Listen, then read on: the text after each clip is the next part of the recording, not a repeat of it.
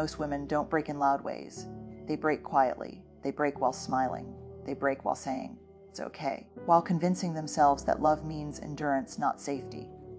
They are taught to be understanding, flexible, forgiving, to carry emotional weight with grace, shrink their needs so the relationship can breathe. But here's the truth no one says out loud. Love that requires you to abandon yourself is not love. It is slow erasure, are not walls. They are the doors through which real love enters. And if a relationship cannot survive your boundaries, it was only surviving your silence. A woman without boundaries becomes a place where everyone rests, and no one stays to protect. She becomes the listener who is never heard, the giver who is never filled, strong one who is never held. She learns to measure her worth by how much she can tolerate, how much she can forgive, how much of herself she can quietly place on the altar of keeping the peace. But peace that costs your identity is not peace. It is self-betrayal dressed as maturity, are born the moment a woman realizes, my pain is not a burden. My needs are not too much. My voice is not a threat, born when she stops negotiating her dignity for connection, when she understands that love is not proven by suffering, but by safety. A healthy relationship does not ask you to perform strength while bleeding inside. It does not reward silence. It does not confuse loyalty with self-destruction. Boundaries say I can love you deeply without disappearing. I can be kind without being small. I can stay soft without being broken. They are not ultimatums, are declarations of self-respect. And the right partner will not feel attacked by them. They will feel informed. Because boundaries do not push love away, filter out what was never love to begin with. 7 boundaries every woman must set in a relationship. First thing is that emotional safety is non-negotiable. Emotional safety is the moment your body stops bracing for impact. It is the quiet relief of not having to calculate every sentence before you speak, not scanning their face for danger, not preparing to apologize for feelings you haven't even expressed yet. The difference between being present in a relationship and merely surviving inside it. When emotional safety is missing, love becomes a performance. You edit yourself, truths. You turn pain into jokes. You learn the art of swallowing words before they reach your tongue. Not because you are dishonest, because honesty has proven to be unsafe. And slowly, invisibly, you begin to disappear. You stop asking for what you need. You stop naming what hurts. Stop trusting your own reactions. You tell yourself you are too sensitive. You tell yourself you are overreacting. You tell yourself that strong women endure. Strength was never meant to look like silence. Emotional safety is not perfection. It does not mean there is no conflict. It means conflict does not threaten your dignity. Your vulnerability is met with care, not weaponized later in an argument. It means your tears are not treated as inconvenience. Your fear is not mocked. Your softness is not punished. It is knowing that when you open your heart, it will not be used as evidence against you. Without emotional safety, system never rests. The body stays alert. The chest stays tight. The mind keeps watch. You live in subtle defense mode, during moments that are supposed to be tender, even during laughter. Even during intimacy, that kind of love exhausts the soul. A woman can survive many things. She cannot thrive where she must constantly protect herself from the person who claims to love her. Emotional safety is not asking for too much, asking for the bare minimum to be human without being punished for it. It is being able to say, "This hurt me," without the conversation turning into a trial. Being able to change your mind without being accused of betrayal. It is being able to have a bad day without becoming a burden. It is the freedom to be real, agreeable, and when a woman finally experiences emotional safety, something sacred happens. Her shoulders lower, her voice steadies, her laughter becomes unguarded, becomes generous, not fearful. She no longer has to choose between connection and self-respect. Because real love does not require armor. It requires truth. Truth can only breathe where it is safe. Second thing is that respect is the minimum, not the reward. Respect is not something you earn by being quiet enough, patient enough, or easy enough to love. Respect is not a prize given to you when you've finally proven you're good in the relationship. It is not payment for loyalty, not a bonus for being low maintenance. It is not something a partner hands you after you've absorbed enough disappointment without complaining. Respect is the ground, not the ceiling. And the moment respect becomes conditional, love becomes a negotiation where your dignity is the currency. A lot of women are taught to confuse tolerance with maturity, to call disrespect mood. to excuse cruelty as stress, to interpret cutting words as honesty, to laugh off humiliation because they don't want to seem dramatic. Nervous system knows the truth even when your mouth won't say it. Disrespect doesn't always come in loud explosions. Sometimes it arrives like a slow drip. Eye rolls, the dismissive tone, the sarcasm that always has a sharp edge. The way your opinions are treated like background noise. Your boundaries are forgotten again and again. The way you're interrupted, corrected, mocked, or compared. The way your feelings are treated like an inconvenience. And the most dangerous part is how quickly it can become normal. You start explaining it away, he didn't mean it. That's just how he talks. He's joking. He's not good with emotions. But respect isn't about emotional skill. It's about values. Respect is how someone handles your humanity. It's how they speak to you when they're frustrated, how they treat you when you disagree, how they act when no one is watching, how they respond when you say no, how they repair after they've caused harm, because anyone can be kind when things are easy. Respect reveals itself when things are not. Respectful partner doesn't punish you for having a voice. They don't make you pay for your honesty with distance, coldness, or blame. Teach you a lesson by withholding affection. They don't use your insecurities as leverage. They don't make you feel small so they can feel powerful. Let's be clear, being respected doesn't mean being worshipped. It means being treated like you matter, like your time matters, your body matters, your feelings matter, your limits matter. It means you are not an object to manage. You're a person to honor. When respect is present, you can breathe, be wrong without being shamed. You can grow without being controlled. You can express pain without being mocked. You can take up space without apologizing for it. When respect is absent, you will always be working for love. Always performing, always shrinking. And that's not love. That's survival. Respect is the minimum because without it, everything else is decoration. Chemistry can't replace it.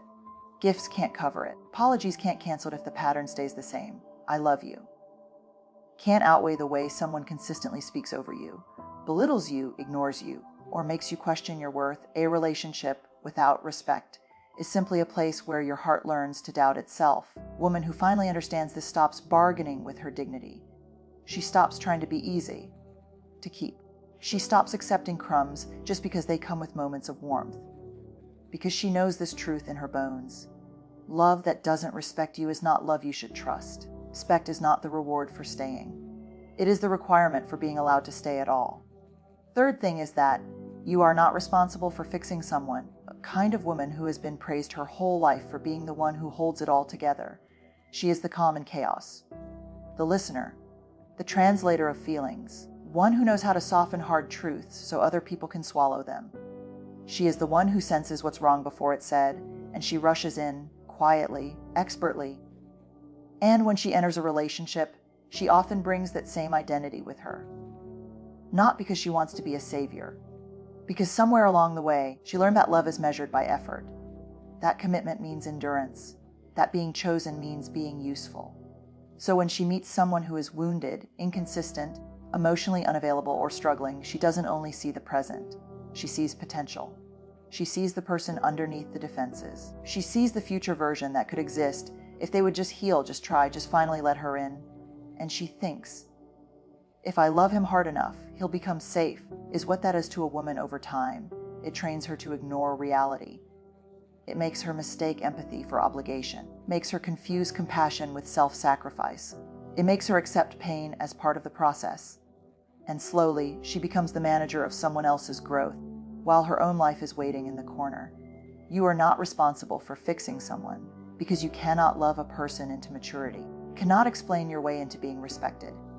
You cannot nurture someone into taking accountability. You cannot stay loyal enough to make them emotionally honest, cannot shrink your needs enough to make them finally care. That is not how healing works. Healing happens when a person is willing to face themselves, willing to be uncomfortable, willing to stop blaming and start owning. And willingness is something you cannot manufacture with your devotion. A lot of women don't realize they have become the emotional engine of the relationship until they are exhausted. Until they are doing the work of two people, carrying conversations, repairing ruptures, predicting moods, calming storms, making excuses, bending expectations, and lowering the bar again and again just to keep things from falling apart. You start calling it love, but it's not love. It's emotional labor without consent. It's a relationship where your care becomes a contract you never agreed to. And here's the painful truth: sometimes the more you fix, the less they grow. Because when you rescue someone from the consequences of their behavior, they never have to confront it. When you stay silent to keep peace, have to learn how their words land. When you keep giving second chances without change, they learn that time will pass and you will remain. No matter what, forgiveness becomes their permission, and you don't mean to teach them that. But patterns don't care about intention. Patterns care about what is tolerated. This boundary is not about becoming cold. It's about becoming clear. You can love someone and still refuse to carry what they refuse to hold. Have compassion for someone's trauma without allowing it to become your prison. Trauma explains behavior, it does not excuse harm. Pain is real, free pass to wound others. And if someone's healing requires you to stay small, stay quiet, stay patient through disrespect, stay loyal through neglect, that is you being consumed. A woman who stops trying to fix someone does not stop loving. She stops abandoning herself to prove love. She starts asking different questions. Is this person taking responsibility for their emotions? Do they repair when they hurt me? Do they show consistent effort, not just intense apologies? Do they want growth or do they want comfort? Do they listen or do they defend? Do they do the work when I'm not threatening to leave? Promises are easy. Tears can be easy. Change is the truth. And when a woman finally accepts that she cannot fix someone, she begins to reclaim her power. She realizes her love is not meant to be a rescue mission. It is meant to be a relationship. Two people showing up, two people growing, two people choosing honesty over ego. And she learns this sacred thing: you are not too loving. You are just done pouring into someone who won't pick up their own cup. You are allowed to require effort, are allowed to require accountability. You are allowed to require emotional adulthood. Because love is not you bleeding while they learn. Love is two people learning, one person breaking. And when time and energy are sacred, your time and your energy are not background resources for other people's lives. They are not endless, not replaceable. They are not meant to be quietly harvested by anyone who demands access to you. Yet many women grow up learning the opposite, learn to be available before being authentic, to respond before resting, to care before checking whether they are okay, pour from themselves until they are empty and call it love. They are praised for being strong, reliable, the one who never leaves. One teaches them how to be protected. No one teaches them how to be rested. So in relationships, their presence becomes expected. Their emotional labor becomes invisible. Exhaustion becomes normal. And their boundaries become optional. They answer messages even when their chest feels heavy, up when their bodies are begging for stillness. They hold space for pain they did not cause. They listen while their own voice waits in line. And slowly, organized around someone else's needs. Not because they are weak. Because they are loving in a world that confuses love with self. Erasure. Time is your life in minutes. Every hour you give is an hour you will never get back. Piece of emotional energy you spend is something your nervous system must recover from. Every yes costs something real, even when it is spoken gently. When a relationship treats your availability as entitlement, it teaches you to believe that your rest is selfish and your limits are rude. They might say, "You've changed. You're not like you used to be."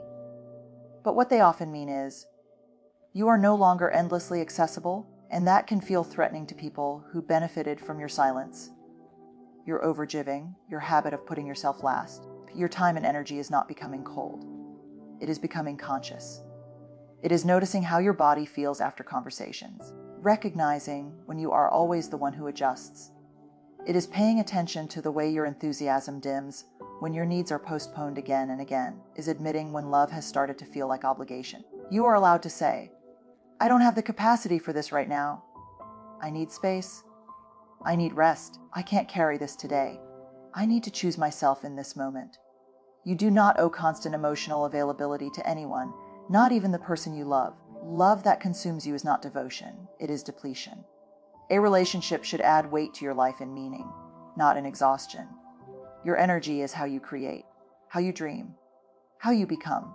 When it is drained, everything becomes smaller. Your joy, your patience, your imagination, your sense of possibility. Tragedy is that many women don't realize how tired they are until they are no longer recognizable to themselves.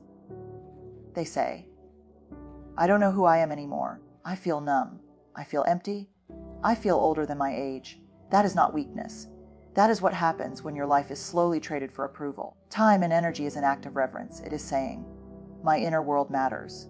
My nervous system matters. My dreams matter. My future matters, is understanding that you are not here to be consumed. You are here to live. And the right relationship will not ask you to burn to keep it warm. Will learn how to sit beside your fire without extinguishing it. It will honor your need for solitude. It will respect your pace. It will care about your tiredness. Notice when you are carrying too much. Because love that is healthy does not take your life from you. It returns you to it. Another thing is that your body requires consent. Always, your body is not something you owe in exchange for love. Not for attention. Not for commitment. Not for forgiveness. Not for keeping someone from leaving. Your body is not a bargaining chip. And yet so many women have been taught, quietly, repeatedly, body is something to manage for other people's comfort. Something to offer so the relationship stays stable. Something to give when the mood shifts, when distance appears, when tension rises, when guilt shows up in the room like a third person sitting between you. And that's how consent gets blurred, not always through force, pressure through size, through soaking, through, you don't love me anymore, through, it's been so long, through the coldness that arrives when you say no, through the warmth that only returns when you give in. That is not intimacy. That is conditioning. Consent is not a one-time yes that lasts forever because you're in a relationship. It is not assumed because you love someone. It is not automatic because you once enjoyed it. Consent is a living, present agreement that can change day to day, moment to moment, because you are a living person, not a possession. And a healthy partner understands this without making you pay a price for it. Consent is the difference between your body feeling like home and your body feeling like an obligation. When your no is met with anger, guilt, or emotional punishment, body learns something dangerous, that your boundaries are unsafe. And when your boundaries are unsafe, your nervous system begins to freeze, to numb, to disconnect. Still say yes with your mouth while your body is saying, please get this over with. That is not consent. That is survival. Many women don't name it because the relationship isn't violent in obvious ways, because there are no bruises, because they think is what partners do, because they've been told that saying no is selfish, that desire is not important, that love means giving. Real love does not require you to betray yourself. Real love does not turn your body into a debt you must repay. Body requires consent always because your body is where your truth lives. Your body is where fear shows up first. Your body is where exhaustion speaks. Body is where stress sits. Your body is where your I'm not okay becomes tight shoulders, clenched jaw, shallow breath, a stomach that turns before you can explain why. If you override your body long enough, you don't just lose desire, you lose connection to yourself. You begin to doubt your instincts, begin to treat discomfort as normal. You begin to believe your boundaries are dramatic. You begin to feel guilty for being a human being with limits. Your body is not wrong for needing safety. Consent also means emotional consent, not just physical. It means you are allowed to say, not tonight, not like this, not when we haven't talked, not when I feel unseen, not when my heart is heavy. Because intimacy without emotional safety can feel like being touched while not being held. A woman deserves to be held. A partner who respects consent doesn't act entitled to you. They don't treat closeness like something they can demand. Take your hesitation personally and turn it into a weapon. They get curious, they slow down. They care more about your comfort than their ego. Understand that desire is not something to extract, it's something to invite. And when consent is honored, something powerful happens, your body relaxes. Your trust deepens. Intimacy becomes real because you are not forcing connection, you are choosing it. That's the difference. Choice. You deserve a relationship where your now is safe, not right now is respected. Where your I need to stop is met with care, not punishment. Because the most sacred truth is this: if your love is real, will never require access to your body at the cost of your peace. Your body is yours, always. And anyone who truly loves you will treat that as sacred. Communication must be honest, not fear-based. Communication becomes fear-based the moment truth starts to feel dangerous. Not dangerous in loud ways, but in quiet. When your heart speeds up before you speak. When you rehearse sentences in your head at night. When you delete messages 3 times before sending them. Your pain into jokes. When you choose silence because it feels safer than honesty, that is not peace. That is self-protection inside a relationship. Based communication teaches a woman to become small in her own life, to monitor her tone, to manage someone else's reactions, carry the responsibility of keeping everything calm, even when she is breaking inside. She learns which topics cause tension, which truths start arguments, too much, which needs lead to distance. So she edits herself, not because she is dishonest, but because honesty has consequences: coldness, anger, withdrawal, mockery, silence that lasts for days. And slowly, her voice begins to feel like a liability. She tells herself she is being mature. She tells herself she is avoiding drama. She tells herself this is what love requires. But love was never meant to feel like walking through a room full of glass. Honest communication is not about being harsh. It is about being real without being punished for it. It is the freedom to say, "That hurt me. I need more. I feel lonely. I'm scared. I'm unhappy. I'm changing. I don't agree," without bracing for impact. Based communication trains the nervous system to stay alert. The body never relaxes. The chest tightens before difficult conversations. Stomach sinks before expressing a boundary. Even joy becomes cautious because anything that can be said can later be used. So she starts living two lives, one she shows and the one she feels, and carrying both becomes heavy, very heavy. A woman can survive many things. Carrying her truth alone while sharing her life with someone else slowly fractures her from the inside. Because intimacy is not built through perfection, built through emotional risk. And when risk is punished, connection becomes impossible. Honest communication does not mean there will be no conflict. Conflict will not threaten your safety. It means your vulnerability will not be turned into ammunition.